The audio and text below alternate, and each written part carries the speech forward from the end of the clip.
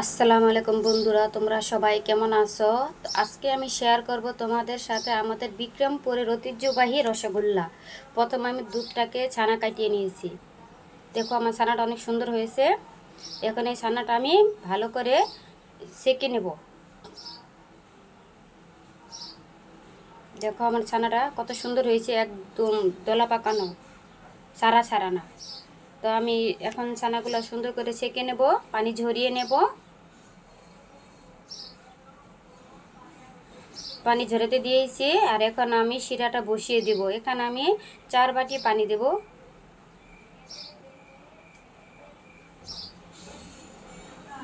তো পানি দেওয়া আমার হয়ে গেছে, এখন আমি ঢেকে দেবো বলক আসার জন্য। তো এখন বলক এসে গেছে, এখন দিয়ে দেবো এর মধ্যে 1 বাটি আমি চিনি। চিনিগুলো আমার দেওয়া হয়ে গেছে, একটু আমি ভালো করে নেড়ে দেব। নাড়া হয়ে গেছে, এখন আমি ছানাগুলো সুন্দর করে হাত দিয়ে মাখিয়ে নেব যাতে দলা পাকানো না থাকে। তারপরে এর মধ্যে দিয়ে দিলাম আমি হাফ কাপ ময়দা আর দিয়ে দেবো হাফ কাপ চিনি। তা চিনি ময়দা আমার দেওয়া হয়ে গেছে, এখন আমি সুন্দর করে হাত দিয়ে আমি মিক্স করে নেব। এভাবে হাতের তালু দিয়ে আমি ভালো করে এটাকে আমি মাখিয়ে নেব। এভাবে মেখে নিলে দেখা যায় রসগোল্লাটা অনেক নরম হয়, সফট হয়। আপনারা এইভাবে ট্রাই করবেন, দেখবেন অনেক সুন্দর হবে। বাড়িতেই রসগোল্লা অনেক সুন্দর করে বানিয়ে খেতে পারবেন। তো দেখুন আমার ছানাটা মাখানো হয়ে গেছে, কত সুন্দর হয়েছে, একদম নরম।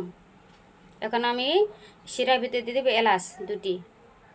আর এখানে আমি মিষ্টিগুলো আমি এক এক করে বানিয়ে নেব। আমি হাত দিয়ে একটু চেপে চেপে নেব যাতে মিষ্টিগুলো ভেঙে না যায়। এইভাবে একটু চেপে চেপে আমি সুন্দর করে মিষ্টিগুলো বানিয়ে নেব। এই যে তো মিষ্টিগুলো এখন আমার প্রায় বানানো হয়ে গেছে। দেখুন আমার কতগুলো মিষ্টি হয়েছে। এখন আমি এক এক করে শিরার ভিতরে দিয়ে দেব। তো মিষ্টিগুলো আমার দেওয়া হয়ে গেছে, এখন আমি একটু ঢেকে দেব যাতে ভালো করে সেদ্ধ হয়। তো দেখুন বলক এসে গেছে আর আমি নেড়ে দেখতেছি যে আমার মিষ্টিগুলো কি সুন্দর হয়েছে না ভেঙে গেছে না। দেখুন কত সুন্দর হয়েছে, একটা মিষ্টিও আমার ভাঙেনি। আমি একটু পানি দিয়ে দেবো যাতে মিষ্টিগুলো আরও নরম হয়। দেখুন কত সুন্দর হয়েছে আমার মিষ্টিগুলো। আমি বারে দেখতেছিলাম যে আমার মিষ্টিগুলো কি ঠিক আসেনি। মাশাআল্লাহ আমার মিষ্টিগুলো অনেক সুন্দর হয়েছে। দেখুন ফুলে কত বড় হয়ে গেছে। আমি বারবার দেখতেছিলাম যে আমার মিষ্টিগুলো। তো দেখুন বন্ধুরা আমার মিষ্টিগুলো কত সুন্দর হয়েছে। এটা হচ্ছে আমাদের বিক্রমপুর মাওয়া বাজারের সেরা মিষ্টি। তো দেখুন।